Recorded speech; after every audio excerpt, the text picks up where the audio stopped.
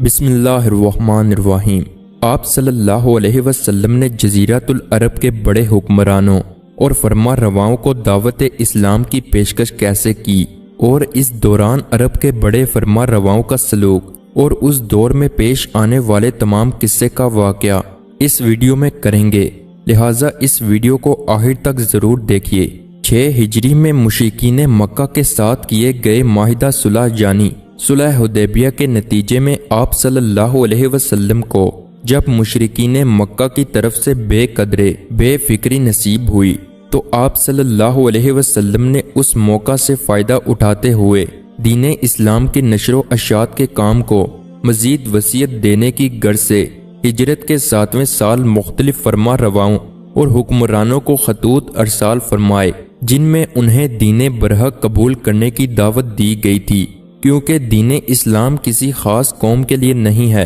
بلکہ یہ تو عالمگیر دین ہے، آخر اور مکمل دین ہے۔ تمام بنی نوع انسان کی صلاح و فلاح اور نجات اسی دین سے وابستہ ہے۔ اللہ نے اپنے نبی صلی اللہ علیہ وسلم کو تمام دنیا انسانیت کے لیے رحمت بنا کر بھیجا تھا، نہ کہ کسی مخصوص قوم کے لیے، لہٰذا آپ صلی اللہ علیہ وسلم کی نبوت و بعثت زمان و مکان کی حدود و قیود سے بالا تر تھی، جیسا کہ ارشاد ربانی ہے، اور ہم نے آپ کو تمام جہان والوں کے لیے رحمت بنا کر ہی بھیجا ہے۔ نیز ارشاد ہے، آپ کہہ دیجئے کہ اے لوگو، میں تم سب کی طرف اس اللہ کا بھیجا ہوا ہوں جس کی بادشاہی تمام انسانوں اور زمین میں ہے، اس کے سوا کوئی عبادت کے لائق نہیں، وہی زندگی دیتا ہے اور وہی موت دیتا ہے۔ ہم نے آپ کو تمام لوگوں کے لیے خوشخبریاں سنانے والا اور ڈرانے والا بنا کر بھیجا ہے۔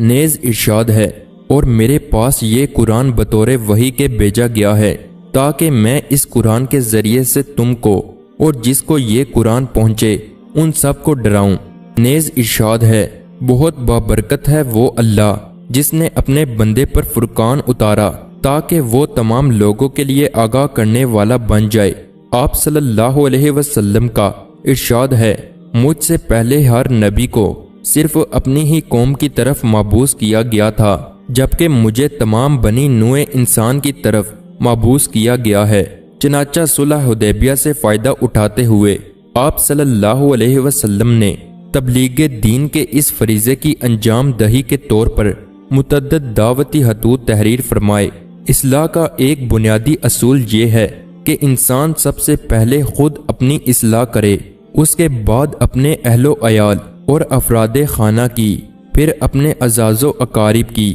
اور اپنے احباب کی، اس کے بعد علاقائی سطح پر یہ کام ہو، پھر ملکی سطح پر، اور اگر حالات اجازت دیں تو مناسب طریقے سے اور حکمت کے ساتھ عالمی سطح پر یہ فریضہ انجام دیا جائے۔ آپ صلی اللہ علیہ وسلم نے اللہ کے دین کی طرف دعوت کا جو فریضہ انجام دیا اس میں بھی اصلاح کا یہی بنیادی اصول کار فرما نظر آتا ہے۔ چنانچہ ہم دیکھتے ہیں کہ آپ صلی اللہ علیہ وسلم کے اعلیٰ اخلاق، بے داغ کردار اور پاکیزہ سیرت کے اپنے اور پرائے سبھی معترف تھے۔ اس کے بعد جب آپ صلی اللہ علیہ وسلم کو نبوت سے سرفراز کیا گیا اور اللہ کا پیغام پہنچانے کا فریضہ سونپا گیا، تب آپ صلی اللہ علیہ وسلم نے سب سے پہلے اپنے اہل خانہ کو دین حق قبول کرنے کی دعوت دی۔ اس کے بعد جب اللہ کی طرف سے اپنے حبیب صلی اللہ علیہ وسلم کے لیے یہ حکم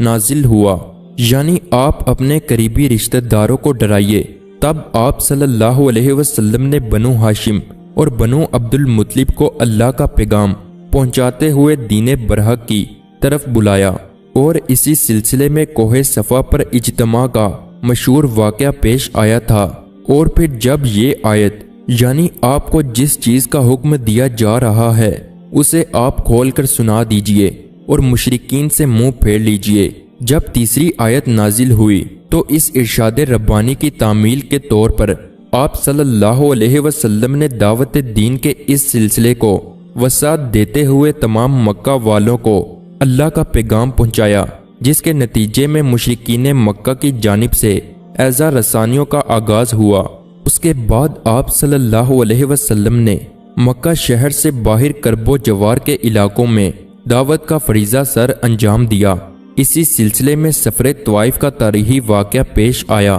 نیز انہی دنوں آپ نے مشرکین مکہ کی بجائے بیرون مکہ سے آنے والے ان افراد و قبائل پر اپنی توجہ زیادہ مرکوز کی جن کی حج و عمرہ کی ادائیگی کی غرض سے یا تجارت کے سلسلے میں مکہ شہر میں آمدرفت رہتی تھی۔ اسی سلسلے میں حج کے موقع پر مدینہ سے آئے ہوئے چند افراد کے قبول اسلام کا واقعہ اور پھر بیعت عقبہ کا مشہور واقعہ پیش آیا تھا، اور پھر بالآخر 6 ہجری میں صلح حدیبیہ کے نتیجے میں جب مشرکین مکہ کی جانب سے قدرے بے فکری نصیب ہوئی اور حالات سازگار محسوس ہوئے تو ہجرت کے 7ویں سال آپ صلی اللہ علیہ وسلم نے ارشاد ربانی یعنی ہم نے آپ کو تمام لوگوں کے لیے خوشخبریاں سنانے والا اور ڈرانے والا بنا کر بھیجا ہے کہ مصداق کے طور پر دعوت و تبلیغ کے اس سلسلے کو جزیرۃ العرب سے باہر کی دنیا تک وسعت دینے کا آغاز فرمایا، اور اسی سلسلے میں مختلف فرما رواؤں، حکمرانوں، امراء و سلاطین، والیان ریاست اور سردران قبائل کو دعوتی خطوط ارسال کیے گئے۔ اس دور میں چونکہ یہ رواج تھا کہ کسی بھی قسم کی سرکاری خط و کتابت کے لیے مہر کو ضروری تصور کیا جاتا تھا، ان فرما رواؤں کے شاہی دربار میں پہنچنے والا کوئی ایسا خط قبول نہیں کیا جاتا تھا کہ جس پر لکھنے والے کی مہر ثبت نہ ہو۔ بغیر مہر کے خط کو جعلی اور نقلی تصور کیا جاتا تھا۔ چنانچہ آپ صلی اللہ علیہ وسلم نے ان فرما رواؤں کے ساتھ دعوت اسلام کے سلسلے میں خط و کتابت کے موقع پر ایک مہر تیار کروائی، اور پھر مزید یہ کہ اس مہر میں کوئی عبارت بھی درج ذیل ہوا کرتی تھی جسے خط تحریر کرنے والے کی طرف سے دستخط یا شناخت کی حیثیت سے دیکھا جاتا تھا۔ آپ صلی اللہ علیہ وسلم نے جو مہر تیار کروائی اس میں بطور شناخت یہ عبارت تحریر کی گئی: محمد صلی اللہ علیہ وسلم اللہ، اور اس عبارت کی تحریر کے لیے انداز یہ اختیار کیا گیا کہ اسے دائیں سے بائیں جانب لکھنے کی بجائے اوپر سے نیچے کی جانب لکھا گیا۔ سب سے اوپر اللہ، اس کے نیچے رسول، اور پھر سب سے نیچے محمد لکھا گیا، تاکہ جس کسی کو یہ خط تحریر کیا جا رہا ہے وہ خط پر نظر پڑتے ہی مضمون تک پہنچنے سے پہلے ہی اس خط کے تحریر کنندہ کی سوچ اور اس کے عقیدہ و ایمان سے نیز اس کی حیثیت اور مقام و مرتبے سے آگاہ ہو جائے، اسے اس حقیقت کا ادراک ہو جائے کہ اس خط کے تحریر کنندہ کا نام محمد ہے، اور یہ کہ وہ اللہ کے رسول ہیں، نیز یہ کہ ان کا عقیدہ و ایمان یہ ہے کہ اس تمام کائنات میں اللہ عز و جل کا مقام و مرتبہ سب سے بلند ہے۔ تمام زمین و آسمان میں جو کچھ بھی ہے اس کا مقام و مرتبہ اللہ سے کم ہے۔ ان تمام خطوط کا بنیادی مضمون اگرچہ مشترک تھا کہ ان سب میں ان فرما رواؤں کو دین برحق قبول کرنے کی دعوت دی گئی تھی، البتہ عام مضمون ہر خط میں قدرے مختلف تھا، کیونکہ جن فرما رواؤں کے نام یہ خطوط تحریر کیے گئے تھے ان سب کا پس منظر مختلف تھا۔ ان میں سے کوئی نصرانی تھا، کوئی مجوسی، کوئی مشرک، کوئی اللہ پر اور نبوت و رسالت پر یقین و ایمان رکھتا تھا، کوئی اس چیز کا منکر تھا، جبکہ ان میں سے کسی کو اس بارے میں سرے سے کوئی علم ہی نہیں تھا۔ لہٰذا جیسا کہ مقولہ مشہور ہے کہ لکل مقام، مقال یعنی ہر موقع کے لیے گفتگو جدا ہوا کرتی ہے، ایک ہی بات ہر موقع پر اور ہر مقام پر نہیں کی جا سکتی، موقع و محل کی مناسبت سے ہی گفتگو کی جا سکتی ہے۔ اور پھر یہ کہ آپ صلی اللہ علیہ وسلم کے مقاصد بعثت میں سے ایک مقصد یہ بھی تھا کہ آپ صلی اللہ علیہ وسلم دنیا کو حکمت و دانش کی تعلیم دے، لہٰذا خود آپ صلی اللہ علیہ وسلم کا اپنا ہر اقدام اور ہر قول و عمل اس قدر حکمت و دانائی سے بھرپور ہوگا۔ چنانچہ اسی حکمت اور فہم و فراست کا مظاہرہ ہمیں آپ صلی اللہ علیہ وسلم کی طرف سے مختلف فرما رواؤں کے نام تحریر فرمودہ ان خطوط میں بھی نظر آتا ہے کہ ان سب کا بنیادی مضمون اگرچہ ایک ہی تھا، تاہم خط کا عام مضمون ہر مکتوب عالیہ کی مذہبی، فکری، سماجی کیفیت کے مطابق جدا جدا تھا، ان خطوط میں ہر فرما رواں پر یہ بات واضح کر دی گئی تھی کہ اس کے قبول اسلام کی صورت میں بھی اس کی یہ بادشاہت، نیز اس کے ملک میں اس کی رعیت میں سے اس کی یہ حیثیت اور یہ رتبہ بدستور اسی طرح برقرار رہے گا، کیونکہ آپ صلی اللہ علیہ وسلم کو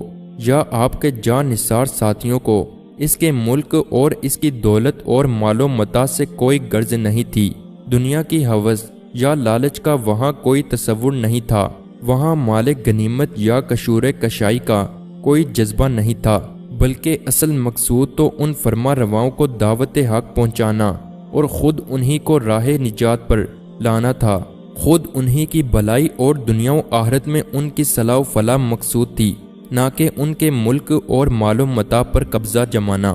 یقیناً یہ بھی آپ صلی اللہ علیہ وسلم کی طرف سے استغنا عن الدنیا کی اعلیٰ مثال، نیز حکمت و دانائی اور سیاسی بصیرت کا بہت بڑا مظاہرہ تھا۔ دعوت اسلام کے سلسلے میں آپ صلی اللہ علیہ وسلم نے متعدد حکمرانوں اور فرما رواؤں کے نام خطوط ارسال فرمائے، البتہ ان میں سے سلطنت روم اور سلطنت فارس خاص طور پر قابل ذکر ہیں، کیونکہ اس زمانے میں روئے زمین پر یہی دو بہت عظیم قوتیں تھیں۔ ان کی بڑی شان و شوکت تھی، بڑا رعب اور دبدبا تھا۔ دنیا کے باقی ممالک کی دینی، سیاسی، معاشرتی و معاشی صورتحال پر ان دونوں سلطنتوں کی بہت مضبوط گرفت تھی۔ اس علاقے کے باقی تمام قوتیں ہر لحاظ سے ان کے زیر اثر تھی، چنانچہ ان عظیم سلطنتوں کے فرما رواؤں کے ساتھ خط و کتابت کا حال درج ذیل ہے۔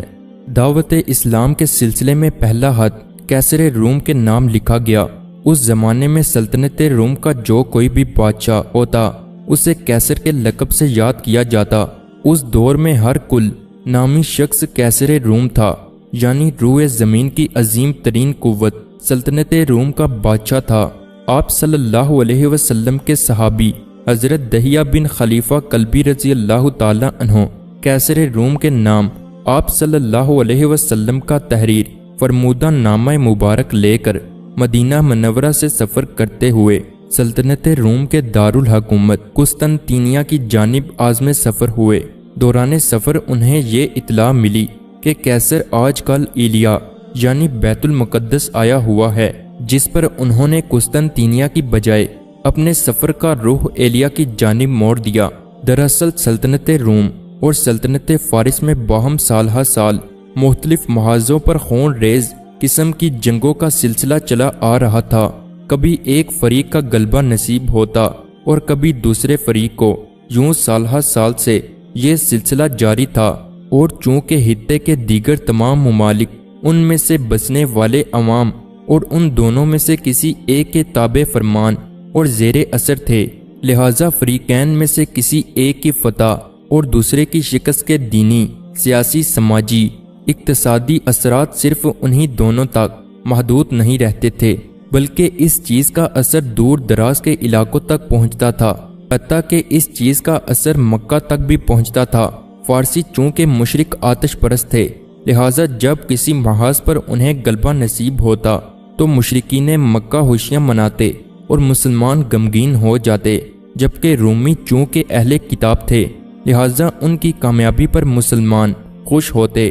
جبکہ مشرکین غم زدہ ہو جاتے۔ اس چیز کا تذکرہ قرآن کریم میں بھی سورہ الروم کی بالکل ابتدائی آیات میں بھی موجود ہے۔ جن دنوں حضرت دہیہ بن خلیفہ الکلبی رضی اللہ تعالی عنہ آپ صلی اللہ علیہ وسلم کا نامہ مبارک قیصر روم تک پہنچانے کی غرض سے محض سفر تھے، دراصل انہی دنوں کسی اہم محاذ پر رومیوں کو فارسیوں کے مقابلے میں کوئی بڑی فتح نصیب ہوئی تھی، اور اہل کتاب کے نزدیک ایلیا یعنی بیت المقدس کا بڑا تقدس تھا اور اسے خاص مذہبی حاصل حیثیت تھی، لہٰذا اس عظیم فتح کے موقع پر بطور شکر عبادت کی غرض سے قیصر ان دنوں اپنے دارالحکومت قسطنطینیہ سے ایلیا یعنی بیت المقدس آیا ہوا تھا۔ چنانچہ آپ صلی اللہ علیہ وسلم کے قاصد کو جب یہ خبر ملی تو وہ بھی قسطنطینیہ کی بجائے ایلیا پہنچ گئے اور نامہ مبارک قیصر کے حوالے کیا۔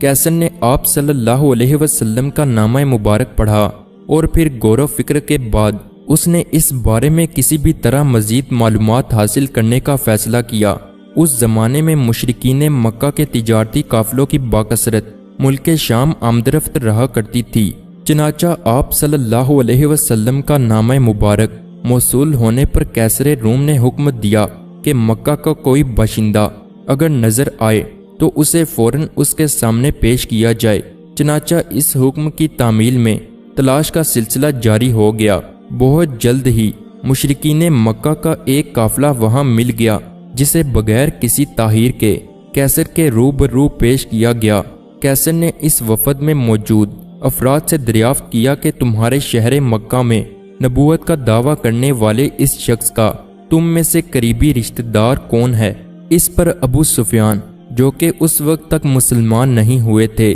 انہوں نے جواب دیا کہ میں ہوں۔ اس کے بعد قیصر اور ابو سفیان کے درمیان کچھ اس طرح سوال و جواب کا سلسلہ ہوا۔ قیصر: محمد کا خاندان کیسا ہے؟ ابو سفیان: شریف ہے۔ قیصر: کیا اس خاندان میں کسی اور نے بھی کبھی نبوت کا دعویٰ کیا تھا؟ ابو سفیان: نہیں۔ قیصر: اس خاندان میں کبھی کوئی بادشاہ گزرا ہے؟ ابو سفیان: نہیں۔ قیصر: جن لوگوں نے ان کا دین قبول کیا وہ امیر ہیں یا غریب لوگ ہیں؟ قیصر: ان کے ماننے والے کم ہو رہے ہیں یا بڑھ رہے ہیں؟ ابو سفیان: بڑھ رہے ہیں۔ قیصر: کیا اس کے ماننے والوں میں سے کبھی کوئی اس سے منحرف بھی ہوا ہے؟ ابو سفیان: کبھی نہیں۔ کبھی تم لوگوں سے اس نے جھوٹ بھی بولا ہے؟ ابو سفیان: نہیں، بلکہ ہمارے علاقے میں وہ صادق اور امین کے لقب سے مشہور ہیں۔ قیصر: وہ کبھی اپنے وعدے یا اقرار سے پھرا ہے؟ ابو سفیان: نہیں، ایسا کبھی نہیں ہوا۔ حال ہی میں اس سے ہمارا معاہدہ صلح ہوا ہے، دیکھیں اس پر وہ قائم رہتا ہے یا نہیں۔ قیصر: تم لوگوں نے کبھی اس سے جنگ کی ہے؟ ابو سفیان: ہاں۔ قیصر: نتیجہ کیا رہا؟ ابو سفیان نے کہا، کبھی ہم غالب آئے اور کبھی وہ۔ قیصر نے کہا، اس کی تعلیمات کیا ہیں؟ محمد کہتا ہے کہ ایک اللہ کی عبادت کرو، کسی کو اس کا شریک نہ ٹھہراؤ، نماز پڑھو، سچ بولو، پاکیزہ اور باحیا زندگی اختیار کرو، رشتہ داروں کے ساتھ اچھا سلوک کرو اور نیکی کے راستے پر چلو۔ آپ صلی اللہ علیہ وسلم کے بارے میں ابو سفیان کی زبانی یہ گفتگو سن کر قیصر بولا، تم کہتے ہو کہ وہ شریف خاندان میں سے ہے، نبی ہمیشہ شریف خاندان میں ہی پیدا ہوتے ہیں۔ تم کہتے ہو کہ ان کے خاندان میں پہلے کبھی کسی نے نبوت کا دعویٰ نہیں کیا اور نہ ہی ان میں کوئی بادشاہ گزرا ہے۔ اگر ایسا ہوتا تو ہم سمجھتے کہ یہ خاندانی وقار کا اثر ہے۔ تم نے کہا کہ وہ جھوٹ نہیں بولتے۔ جو شخص انسانوں کے سامنے جھوٹ نہیں بولتا وہ اللہ کے بارے میں کس طرح جھوٹ بول سکتا ہے؟ تم نے بتایا کہ ان کے ماننے والوں میں غریب زیادہ ہیں، پیغمبروں پر سب سے پہلے غریب ہی ایمان لایا کرتے ہیں۔ تم مانتے ہو کہ ان کے پیروکار بڑھتے جا رہے ہیں، سچے دین کا یہی حال ہوتا ہے۔ تم نے بتایا کہ ان کے پیروکاروں میں سے کبھی کوئی ان سے منحرف نہیں ہوا۔ سچے دین کی یہی شان ہوتی ہے کہ ایک بار جب دل کی گہرائیوں میں پیوست ہو جاتا ہے تو پھر اس سے پیچھے ہٹنا ممکن نہیں ہوتا۔ تم قبول کرتے ہو کہ وہ کبھی اپنے وعدے یا اقرار سے نہیں پھرتے۔ سچا نبی ایسا ہی ہوتا ہے۔ تم نے اقرار کیا کہ وہ نماز اور نیکی کی تاکید و تلقین کرتے ہیں۔ سچے نبیوں کی تعلیمات ایسی ہی پاکیزہ ہوا کرتی ہیں۔ اور پھر قیصر کچھ دیر کسی سوچ میں گم رہا، پھر قدرے توقف کے بعد یوں کہنے لگا، نبوت کا دعویٰ کرنے والے اس شخص کے بارے میں جو کچھ تم بتا رہے ہو، اگر یہ سب درست ہے تو بہت جلد میرے پائے تحت تک ان کا قبضہ ہو جائے گا۔ اور پھر مزید کہنے لگا، مجھے اس بات کا علم تھا کہ وہ عنقریب ظاہر ہونے والے ہیں، لیکن مجھے یہ توقع نہیں تھی کہ وہ تم میں ظاہر ہو جائیں گے۔ اور پھر مزید کہنے لگا، اگر میں یہ جان سکوں کہ میرے لیے کسی طرح ان تک رسائی ممکن ہے تو میں ضرور بڑی بےتابی کے ساتھ ان کی خدمت میں حاضر ہوتا، اور اگر میں ان تک پہنچ سکتا تو ضرور میں خود ان کے پاؤں دھوتا۔ یعنی اتنی بڑی سلطنت کا اس قدر عظیم بادشاہ آپ صلی اللہ علیہ وسلم کے بارے میں یہ الفاظ کہنے لگا کہ اگر میرے بس میں ہوتا تو میں بڑی بیتابی اور شوق کے ساتھ ان کی خدمت میں حاضر ہوتا اور میں خود ان کے پاؤں دھوتا۔ شاہی دربار میں موجود تمام بڑی بڑی شخصیات، میشروں، وزیروں، دیگر درباریوں نے جب اپنے بادشاہ کی زبانی یہ باتیں سنی تو وہ حیران و پریشان رہ گئے اور اس سوچ میں پڑ گئے کہ ہمارے بادشاہ کو کیا ہو گیا۔ اور تب وہاں آوازیں بلند ہونے لگی، ایک شور و گل برپا ہو گیا، افراتفری کا ماحول پیدا ہو گیا۔ اتنے بڑے بادشاہ کا وہ دربار کے جہاں شاہی جاہو جلال اور رعب و دبدبے کی وجہ سے ہمہ وقت بڑی ہیبت طاری رہتی تھی اور پروقار فضا بنی رہتی تھی، اب وہاں یہ شور و گل، یہ بد نظمی اور یہ افراتفری، یہ منظر دیکھ کر کیسر پریشان ہو گیا اور معاملے کی نزاکت کو محسوس کرتے ہوئے اس نے کسی بھی طرح اس معاملے کو ٹالنے کی کوشش کی اور دین اسلام نیز پیغمبر اسلام کی صداقت و حقانیت کو خوب جان لینے اور سمجھ لینے کے باوجود محض اپنی حکومت اور تاج و تخت بچانے کی خاطر اس نے دین اسلام قبول نہیں کیا، اور یوں اس نے آخرت کی ابدی و دائمی کامیابی کے مقابلے میں دنیا کی عارضی و فانی شان و شوکت کو ترجیح دی اور دین برحق قبول کرنے کی ابدی و سعادت سے محروم رہ گیا۔ دعوت اسلام کے سلسلے میں دوسرا ہاتھ روئے زمین کی دوسری بڑی سلطنت اور عظیم قوت فارس کے بادشاہ نے نام لکھا گیا۔ اس دور میں سلطنت فارس کا جو بھی بادشاہ ہوتا اسے کسریٰ کے لقب سے یاد کیا جاتا تھا۔ اس زمانے میں خسرو پرویز نامی شخص کسریٰ تھا، یعنی فارس کا بادشاہ تھا۔ سلطنت فارس کا اگرچہ بڑا جاہو جلال تھا، نیز یہ کہ خسرو پرویز ہی کا خاندان 1000 سے مسلسل نسل در نسل وہاں حکمرانی کر رہا تھا، لیکن بالخصوص خسرو پرویز کے دور حکومت میں سلطنت فارس کو جو جاہو جلال اور عروج حاصل ہوا، نیز وہاں کے شاہی دربار کو جو شان و شوکت اور رعب و دبدبا نصیب ہوا، یہ چیز اس سے قبل کبھی نصیب نہیں ہوئی تھی۔ غرضی کا خسرو پرویز انتہائی شان و شوکت اور جاہو جلال والا بادشاہ تھا۔ آپ صلی اللہ علیہ وسلم کے قاصد کی حیثیت سے مشہور صحابی حضرت عبداللہ بن خزافہ رضی اللہ تعالی عنہ نے ایک روز اپنے اہل و عیال کو الوداع کہا اور آپ صلی اللہ علیہ وسلم کا نامہ مبارک کسریٰ تک پہنچانے کی غرض سے یکا و تنہا اپنے اللہ پر بھروسہ کیے ہوئے مدینہ سے ہزاروں میل کی مسافت پر واقع سلطنت فارس کے دارالحکومت مدائن کی جانب محض سفر ہو گئے، اور وہاں پہنچنے کے بعد شاہی دربار میں جا کر نامہ مبارک خسرو پرویز کے حوالے کیا، جسے پڑھنے کے بعد خسرو نے اپنے مترجم کو طلب کیا۔ اس دور میں فارس کے شاہی دربار میں یہ دستور تھا کہ خسرو پرویز کے نام جو بھی خط تحریر کیا جاتا اس میں سب سے اوپر خسرو کا نام لکھا جاتا۔ جب خسرو کو سب سے اوپر اللہ عز و جل کا نام نظر آیا تو وہ انتہائی غضبناک اور آگ بگولا ہو گیا اور خط پڑھے بغیر ہی اسے چاک کر ڈالا، اور پھر آپ صلی اللہ علیہ وسلم کے قاصد کی طرف اشارہ کرتے ہوئے اس نے اپنے درباریوں کو حکم دیا کہ اسے دھکے دے کر یہاں سے نکال دیا جائے۔ نیز اس بدبخت نے اپنے کچھ کارندوں کو مدینہ بھی بھیجا تاکہ نعوذ باللہ آپ صلی اللہ علیہ وسلم کو گرفتار کر کے اس کے سامنے پیش کیا جائے۔ آپ صلی اللہ علیہ وسلم کے قاصد عبداللہ بن خزافہ رضی اللہ تعالی عنہ سلطنت فارس سے واپس سفر کرتے ہوئے مدینہ پہنچے۔ آپ صلی اللہ علیہ وسلم کی خدمت میں حاضر ہوئے اور تمام صورتحال بیان کی، نیز یہ بھی بتایا کہ بدبخت خسرو پرویز نے آپ صلی اللہ علیہ وسلم کا نامہ مبارک پرزے پرزے کر ڈالا، محض اس لیے کہ اس میں سب سے اوپر اللہ عز و جل کا نام لکھا ہوا تھا۔ یہ سن کر آپ صلی اللہ علیہ وسلم نے فقط اتنا فرمایا، اللہ کرے اس کا ملک بھی ٹکڑے ٹکڑے ہو جائے، یعنی جس طرح اس نے اس خط کو پھاڑ کر ٹکڑے ٹکڑے کر دیا، اللہ کرے اسی طرح اس کی بادشاہت اور اس کے ملک کے بھی ٹکڑے ٹکڑے ہو جائیں۔ اللہ کی قدرت ملاحظہ ہو کہ اس واقعے کے بعد ابھی چند روز ہی گزرے تھے کہ اس قدر جاہو جلال اور رعب و دبدبے والا بادشاہ جو کہ خود کو شہنشاہ یعنی بادشاہوں کا بادشاہ کہلاتا تھا مارا گیا، اور اس سے بھی بڑی بدبختی یہ ہو گئی کہ خود اپنے ہی بیٹے شرویہ کے ہاتھوں مارا گیا۔ اس کا اپنا ہی بیٹا اسے قتل کر کے اس کے ملک اور تحت و تاج کا مالک بن بیٹھا۔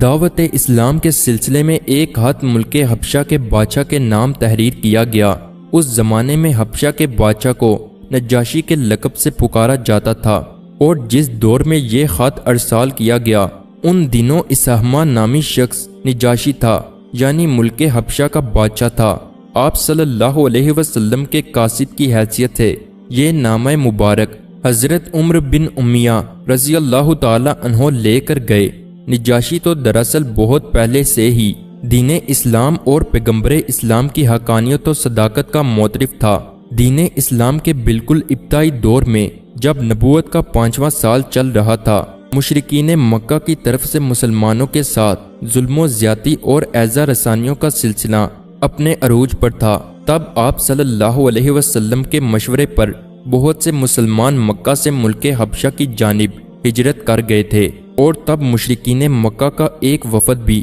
ان کے تعاقب میں حبشہ پہنچا تھا، اور نجاشی کے سامنے ان مسلمانوں پر اپنے آباء و اجداد کے دین سے غداری اور فتنہ و فساد پھیلانے کا الزام عائد کرتے ہوئے ان کی واپسی کا مطالبہ کیا تھا۔ نجاشی نے اس موقع پر ان مسلمانوں کا موقف بھی سنا تھا اور دین اسلام کے بارے میں ان سے بہت کچھ معلومات حاصل کی تھی اور بہت متاثر ہوا تھا، اور پھر اس نے مشرکین مکہ کے وفد کو وہاں سے واپس لوٹ جانے کا حکم دیا تھا، جبکہ مسلمانوں کے لیے یہ فیصلہ سنایا تھا کہ یہ جب تک چاہیں یہاں ہمارے ملک میں راحت و سکون اور امن و امان کے ساتھ بے خوف و خطر زندگی بسر کر سکتے ہیں۔ لہٰذا نجاشی تو تبھی سے آپ صلی اللہ علیہ وسلم نیز دین اسلام کی حقانیت سے واقف تھا اور اس چیز کا معترف بھی تھا۔ لہٰذا اب آپ صلی اللہ علیہ وسلم کی طرف سے اسے باقاعدہ دعوت اسلام کے سلسلے میں نامہ مبارک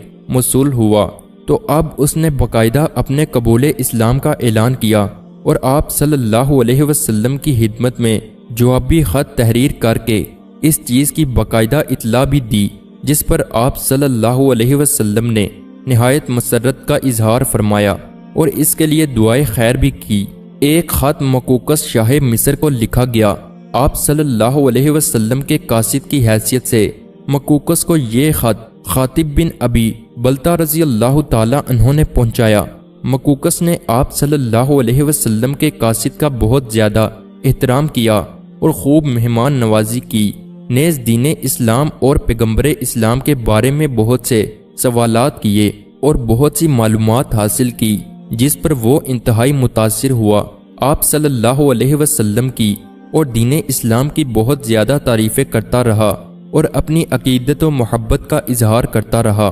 البتہ اصل مقصد جس کی خاطر یہ نامہ مبارک تحریر کیا گیا تھا، یعنی اسے قبول اسلام کی دعوت دی گئی تھی، اس بارے میں وہ کچھ نہیں بولا، مکمل خاموشی اختیار کیے رکھی، اور آہی چند روز بعد آپ صلی اللہ علیہ وسلم کے لیے بہت سے قیمتی ہدیہ و تحائف کے ساتھ اور نیک تمناؤں کے اظہار کے ساتھ اس نے آپ صلی اللہ علیہ وسلم کے قاصد کو واپس روانہ کر دیا۔ ان بڑی بڑی سلطنتوں کے علاوہ متعدد چھوٹی بڑی ریاستوں کے حکمرانوں اور فرما رواؤں کو بھی دعوتی خطوط تحریر کیے گئے، مثلاً بحرین اور عمان وغیرہ، جس کے نتیجے میں ان میں سے کسی نے دین اسلام قبول کیا، کسی نے انکار کیا اور کسی نے محض نیک تمناؤں کا اظہار کیا۔ گرزیکا ان مختلف فرما رواؤں کے نام ان دعوتی خطوط کے ذریعے ارشاد ربانی، یعنی آپ کہہ دیجئے کہ اے لوگو، میں تم سب کی طرف اس اللہ کا بھیجا ہوا ہوں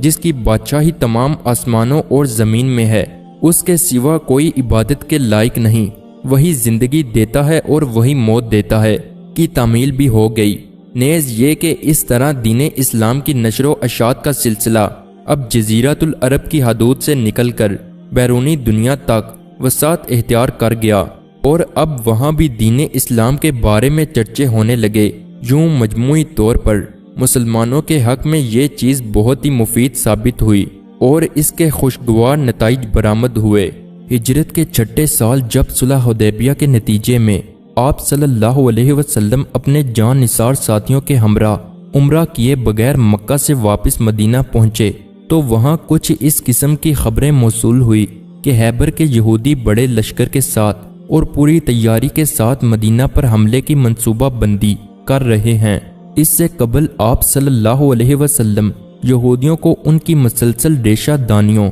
اور مسلمانوں کے خلاف مسلسل سازشوں کی وجہ سے مدینہ سے نکال چکے تھے۔ خیبر میں ان کی بڑی تعداد آباد تھی اور وہ ان کی قوت کا مرکز تھا۔ مزید یہ کہ مدینہ سے نکالے گئے ان کے بعض مشہور اور طاقتور قبیلے خصوصاً بنو نذیر اور بنو قریظہ بھی اب خیبر میں ان سے آ ملے تھے۔ صلح حدیبیہ کے نتیجے میں آپ صلی اللہ علیہ وسلم اور آپ کے جان نثار ساتھیوں کو مشرکین مکہ کی طرف سے جب قدرے بے فکری نصیب ہوئی تو اب اس موقع سے فائدہ اٹھاتے ہوئے آپ صلی اللہ علیہ وسلم نے یہود کی سرکوبی کی غرض سے مناسب کارروائی کا فیصلہ فرمایا۔ چنانچہ اسی سلسلے میں طے یہ پایا کہ بجائے اس کے کہ یہیں مدینہ میں بیٹھ کر یہودی فوج کی یہاں آمد کا انتظار کیا جائے، بہتر یہ ہے کہ خود ان کی طرف کوچ کیا جائے اور انہیں مزید مہلت نہ دی جائے۔ چنانچہ سن 7 ہجری میں آپ صلی اللہ علیہ وسلم اپنے 1400 جان نثاروں کے ہمراہ مدینہ سے سفر کرتے ہوئے تقریباً 185 کلومیٹر کی مسافت پر واقع شہر خیبر پہنچے۔ مسلمانوں کی وہاں آمد پر وہ لوگ قلعہ بند ہو کر بیٹھ گئے، جس پر مسلمانوں نے ان کا محاصرہ کر لیا۔ مرور وقت کے ساتھ متعدد چھوٹے بڑے قلعے فتح ہوتے چلے گئے، کہیں معمولی مزاحمت ہوئی، کہیں بڑی جنگ کی نوبت بھی آئی۔ البتہ ایک بہت بڑا قلعہ تھا جہاں کارروائی آگے نہیں بڑھ رہی تھی، محاصرہ کافی طول پکڑ چکا تھا اور یہ چیز خود مسلمانوں کے لیے بھی کافی تشویش کا باعث بنی ہوئی تھی۔ آخر ایک روز آپ صلی اللہ علیہ وسلم نے فرمایا، یعنی کل میں جھنڈا ایسے شخص کو دوں گا جو اللہ اور رسول سے محبت کرتا ہے اور اللہ اور رسول بھی اس سے محبت کرتے ہیں۔ ظاہر ہے کہ آپ صلی اللہ علیہ وسلم کی طرف سے یہ بہت بڑی خوشخبری تھی اور اب بڑی گواہی بھی تھی اس شخص کے بارے میں کہ جسے کل علم سونپا جانا تھا اور سپہ سالاری و قیادت کی ذمہ داری جس کے حوالے کی جانی تھی، اس کے حق میں یہ بہت بڑی گواہی تھی کہ وہ اللہ اور رسول سے محبت کرتا ہے، نیز اللہ اور رسول بھی اس سے محبت کرتے ہیں۔ چنانچہ لشکر میں موجود بڑے بڑے صحابہ کرام رضی اللہ تعالی عنہ نے وہ رات اسی آرزو میں گزاری کہ کاش کل صبح آپ صلی اللہ علیہ وسلم میرا نام پکاریں، اور جب صبح کا سورج طلوع ہوا تو آپ صلی اللہ علیہ وسلم کی آواز گونجی، تب حضرت علی رضی اللہ تعالی عنہ حاضر خدمت ہوئے۔ آپ صلی اللہ علیہ وسلم نے اپنے دستے مبارک سے انہیں علم عطا فرمایا، نیز فتح اور خیر و برکت کی دعائیں دیتے ہوئے انہیں رخصت فرمایا۔ رسول اکرم صلی اللہ علیہ وسلم کے حکم کی تعمیل میں حضرت علی بن ابی طالب رضی اللہ تعالی عنہ اسلامی لشکر کی قیادت کرتے ہوئے دشمن کی جانب پیش قدمی کرنے لگے۔ آمنا سامنا ہوا، کافی سنی خیز اور اعصاب شکن قسم کی جنگ لڑی گئی۔ اس موقع پر یہودی فوج کی قیادت مرحب نامی شخص کر رہا تھا، جس کا بڑا رعب اور دبدبا تھا، جس کی بہادری کے بڑے چرچے تھے۔ مزید یہ کہ وہ اس دور کا بڑا نامی گرامی پہلوان بھی تھا۔ چنانچہ اس نے انتہائی غرور و تکبر کے ساتھ امام علی رضی اللہ تعالی عنہ کو للکارا۔ جواب میں حضرت علی رضی اللہ تعالی عنہ نے اس پر ایسا بھرپور وار کیا کہ غرور و تکبر کا وہ پتلا پلک جھپکنے میں ہی زمیں بوس ہو گیا، اور پھر آخر تمام شہر خیبر مسلمانوں کے ہاتھوں فتح ہو گیا، اور آپ صلی اللہ علیہ وسلم اپنے لشکر سمیت کامیاب و کامران واپس مدینہ تشریف لے آئے۔ صلح حدیبیہ کے بعد تقریباً 2 سال امن سے گزرے، لیکن قریش مکہ کو یہ امن پسند نہ آیا اور انہوں نے عہد شکنی کی۔ ان کے ایک حلیف قبیلے بنو بکر نے مسلمانوں کے حلیف قبیلے بنو خزاع پر ایک رات اچانک حملہ کر دیا، بہت سے لوگوں کو قتل کر ڈالا، بے حد نقصان پہنچایا اور بڑی تعداد میں مویشی بھی ہنکالے لگے۔ صلح حدیبیہ کی روح سے قریش کو چاہیے تھا کہ وہ اپنے حلیف قبیلے کو اس خون ریزی اور شر انگیزی سے روکتے، لیکن ایسا کرنے کی بجائے خود انہوں نے بھی اپنی فطری شر پسندی کا ثبوت دیتے ہوئے جان و مال سے انہیں پوری طرح مدد فراہم کی، جو کہ اس معاہدہ صلح کی سری خلاف و ورزی تھی اور بہت بڑی عہد شکنی تھی۔ مسلمانوں کے حلیف قبیلے کا ایک وفد مکہ سے سفر کرتا ہوا مدینہ پہنچا۔ آپ صلی اللہ علیہ وسلم کے سامنے اس بارے میں فریاد کی اور مدد کا طلبگار ہوا۔ اس پر آپ صلی اللہ علیہ وسلم نے فوری اقدام کے طور پر اپنا ایک قاصد قریش مکہ کی جانب روانہ فرمایا تاکہ وہ انہیں یاد دہانی کرائے کہ ان کی یہ حرکت معاہدہ صلح کی کھلی خلاف ورزی ہے۔ نیز اس موقع پر اس قاصد نے ان کے سامنے وہ 3 تجاویز پیش کی جو کہ آپ صلی اللہ علیہ وسلم نے اس قاصد کے ذریعے ان کے لیے بھجوائی تھی۔ پہلی تجویز یہ کہ قریش مکہ اپنے حلیف قبیلے کو اس بات پر مجبور کریں کہ وہ مسلمانوں کے حلیف قبیلے کو پہنچنے والے نقصان کی مکمل تلافی کریں اور خون بہا وغیرہ ادا کریں۔ دوسری تجویز یہ کہ اگر وہ اپنے اس حلیف قبیلے کو نقصان کی تلافی پر مجبور نہیں کر سکتے تو پھر ان سے لا تعلقی اور مکمل بیزاری کا اعلان و اظہار کریں۔ اگر وہ ان مذکورہ دونوں تجویز میں سے کسی پر بھی عمل نہیں کرتے تو پھر تیسری اور آخری تجویز یہ کہ اس معاہدہ صلح کو ختم کر دیا جائے، کیونکہ جس صلح کی نہ تو کوئی پابندی ہو اور نہ ہی اس کا کوئی فائدہ ہو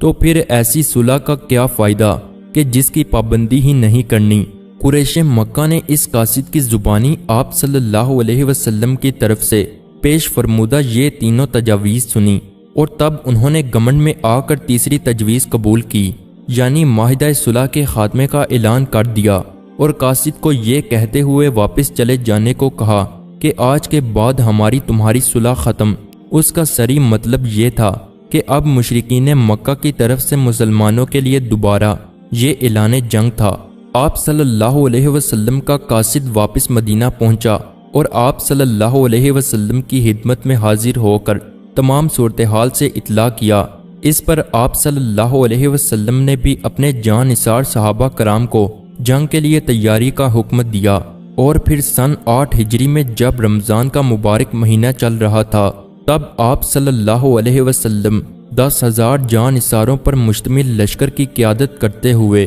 مدینہ سے مکہ کی جانب محو سفر ہو گئے، اور جب یہ لشکر سینکڑوں میلوں کی مسافت طے کرنے کے بعد مکہ کے مضافات میں پہنچا تب مشرکین مکہ نے اس خدائی فوج کا جوش و جذبہ اور جاہ و جلال دیکھا تو وہ حیران و پریشان اور دم بخودہ رہ گئے۔ انہیں اپنی آنکھوں پر یقین ہی نہیں آ رہا تھا، اور تب انہیں اس لشکر کا مقابلہ کرنے کی یا آگے بڑھ کر کسی قسم کی مزاحمت یا مقابلہ کرنے کی جرت ہی نہ ہو سکی، اور یہ خدائی فوج اندرون مکہ کی جانب مسلسل پیش قدمی کرتی چلی گئی۔ آپ صلی اللہ علیہ وسلم آج مکہ میں فاتح کی حیثیت سے داخل ہو رہے تھے۔ 8 سال قبل آپ صلی اللہ علیہ وسلم جہاں سے خفیہ طور پر انتہائی بے بسی کے عالم میں نکلے تھے، آج وہاں عظیم فاتح و غالب کی حیثیت سے داخل ہوتے وقت کوئی جشن فتح نہیں تھا، کوئی جوش انتقام نہیں تھا، کوئی دھوم دھڑکا نہیں تھا،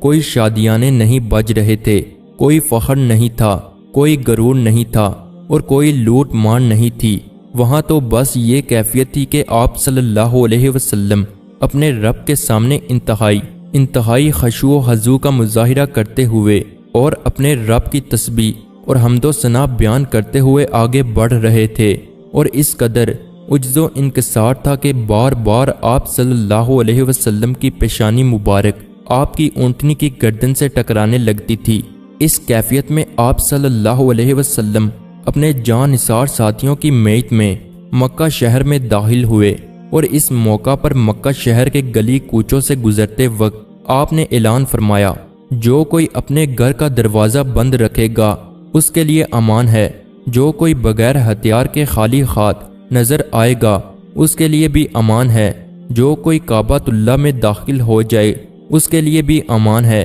اس موقع پر سرداران قریش میں سے مشہور شخصیت ابو سفیان نے دین اسلام قبول کرنے کا اعلان کیا۔ تب آپ صلی اللہ علیہ وسلم نے شہر مکہ میں ان کے مقام و مرتبے کا لحاظ کرتے ہوئے ان کی دلجوئی کی خاطر یہ اعلان بھی فرمایا کہ جو کوئی ابو سفیان کے گھر میں داخل ہو جائے اس کے لیے بھی امان ہے۔ قابل غور ہے یہ بات کہ فتح مکہ کے اس تاریخی موقع پر کہ جب آپ صلی اللہ علیہ وسلم مکہ با اختیار اور غالب و فتح تھے، جبکہ قریش مکہ مغلوب و لاچار تھے، لیکن اس کے باوجود آپ صلی اللہ علیہ وسلم نے اس موقع سے فائدہ اٹھاتے ہوئے کوئی ایسا اعلان نہیں کیا کہ آج جو کوئی مسلمان ہو جائے فقط اسی کے لیے امان ہے۔ ایسی کوئی دھمکی نہیں دی کہ آج جان بچانے کا بس ایک ہی طریقہ ہے کہ سب مسلمان ہو جاؤ، بلکہ بس یہ فرمایا کہ جو کوئی اپنے گھر کا دروازہ بند رکھے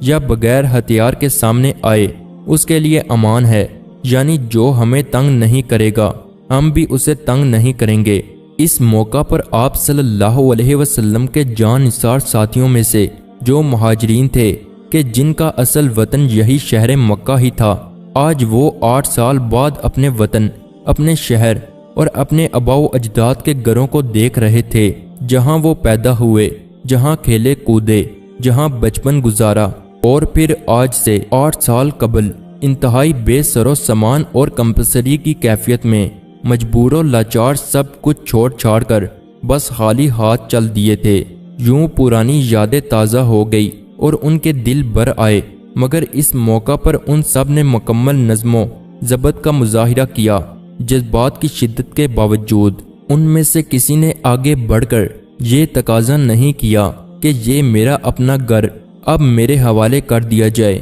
کسی نے اپنے آبائی گھر، زمین جائیداد یا مال و اسباب کی واپسی کا کوئی مطالبہ نہیں کیا۔ اب ان کے لیے اللہ اور اس کے رسول کی محبت اور اطاعت و فرما برداری ہی سب سے بڑی دولت تھی۔ اسی طرح شہر مکہ کے ان گلی کوچوں سے گزرتے ہوئے انہیں ہجرت سے پہلے کا وہ دور بھی یاد آیا۔ مشرکین مکہ کی طرف سے وہ بدسلوکیاں، وہ اذیت رسانیاں، کس طرح ان ظالموں اور وحشیوں نے انہیں 13 سال مسلسل اپنے ظلم و ستم کا نشانہ بنائے رکھا۔ ان کے ظلم و ستم کی ایک ایک داستان اور ایک ایک نقش ابھر کر آج ان کی آنکھوں کے سامنے گھومنے لگا، مگر اس کے باوجود آج تمام تر قدرت کے باوجود انہوں نے کسی سے کوئی انتقام نہیں لیا، کوئی قتل و غارت نہیں مچائی، کوئی لوٹ کھسوٹ کا بازار گرم نہیں کیا۔ آپ صلی اللہ علیہ وسلم اپنے جان نثار ساتھیوں کے ہمراہ اسی طرح مسلسل پیش قدمی کرتے رہے،